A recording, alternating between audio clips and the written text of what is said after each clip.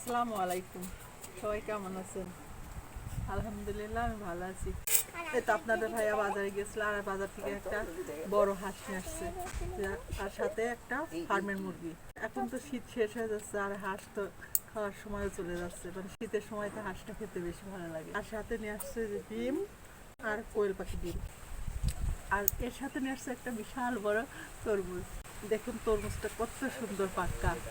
এগুলো এখন আমি সুন্দর করে কেটে বেছে তারপরে কিভাবে কি রান্না করব আপনাদের সঙ্গে শেয়ার করব। আমি হাঁসটা সুন্দর করে পরিষ্কার করে নিয়েছি, এখন আমি কেটে নিব। আর হাঁসটা ক্যামেরাতে হয়তো ছোট দেখা যাচ্ছে কিন্তু অনেকটা বড়, 4 কেজি ওজন।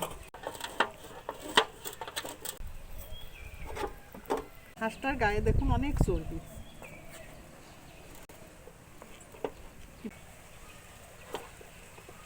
হাঁস কাটা অনেক কষ্ট। গলাটা দেখুন হাঁসের কি মোটা। হাঁসের এই গলার মাংসটা খেতে অনেক টেস্টি লাগে। এই তো দেখুন আমার হাঁসটা কাটা হয়ে গেছে, এবার আমি এভাবে মুরগিটাও কেটে নিব। এই তো দেখুন আমার হাঁস ও মুরগি দুটাই কাটা হয়ে গেছে। আমি মাংসগুলো সুন্দর করে ধুয়ে রান্নার জন্য তৈরি করে নেব। তো হাঁসের মাংসগুলো আমি সুন্দর করে ধুয়ে নিয়েছি, আর আজকে আমি হাঁসের মাংসটা রান্না করব নারকেল দিয়ে। তো নারকেলে তো দেখুন সুন্দর করে লম্বা লম্বা করে কেটে রেখেছি, আর সাথে রান্না করব চিকেন বিরিয়ানি। তো হাঁসটা রান্না করার জন্য কড়াই বসিয়ে দিছি, এখন আমি তেল দিয়ে দিব।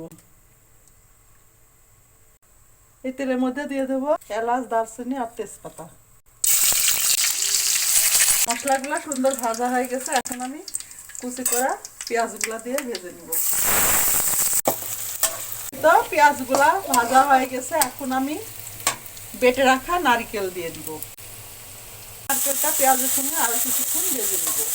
নারকেলটা পেঁয়াজের সঙ্গে ভাজা হয়ে গেছে, এখন আমি একে একে বাটা মশলাগুলো দিয়ে দিব। রসুন বাটা, জিরা বাটা, আদা বাটা। মশলাটা সুন্দর ভাজা হয়ে গেছে, এখন আমি একে একে গুঁড়া মশলাগুলো দিয়ে দিব।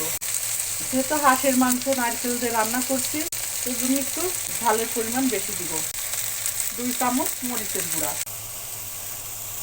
1 চামচ হলুদের গুঁড়া, চামচ ধনিয়ার গুঁড়া, পরিমাণ মতো লবণ। এবার মশলাটা সুন্দর করে ভেজে নিব। এই তো দেখুন মশলাটা সুন্দর ভাজা ভাজা হয়ে গেছে, এখন আমি কেটে ধুয়ে রাখা হাঁসের মাংসগুলো দিয়ে দিব।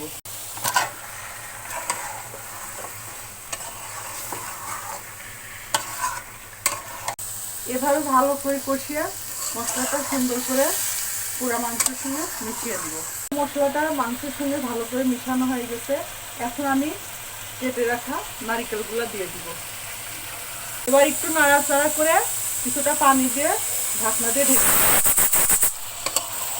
আর আমি ঢাকনা দিয়ে অনেকক্ষণ সেদ্ধ করে নিব, যেহেতু এটা হাঁসের মাংস, সেদ্ধ হতে অনেকটা টাইম লাগবে। ওই চুলাতে হাঁসের মাংসটা হতে থাক, এদিকে আমি চিকেন বিরিয়ানি করার জন্য প্রথমে পেঁয়াজগুলো ভেজে নিব।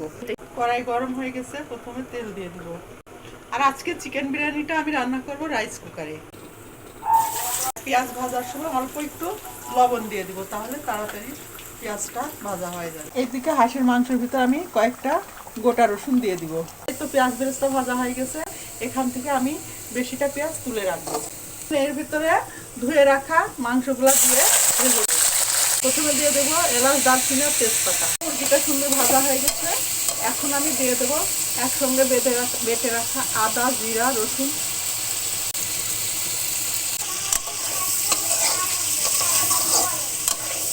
হ্যাঁ,